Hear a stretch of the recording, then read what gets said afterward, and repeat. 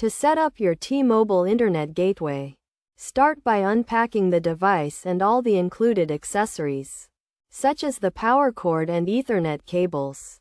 Next, find a suitable location for the gateway, ideally in a central area of your home to ensure optimal Wi-Fi coverage.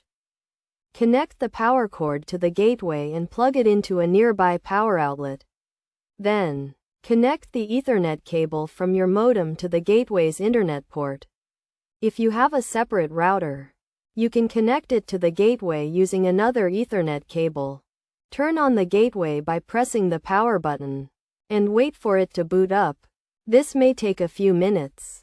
Once the gateway is on, open a web browser on your computer or mobile device and navigate to the gateway's default IP address, which is usually printed on the underside of the device or in the user manual. Log in to the gateway using the default admin username and password, which are also provided in the user manual. Change the admin password to a strong and unique one to secure your network.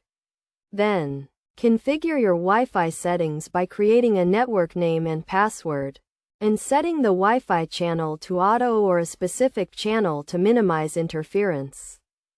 Configure your internet settings by selecting your internet connection type, such as DHCP or static IP, and entering your ISP's DNS server addresses if required.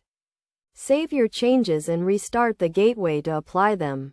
Finally, connect your devices to the Wi-Fi network using the new network name and password.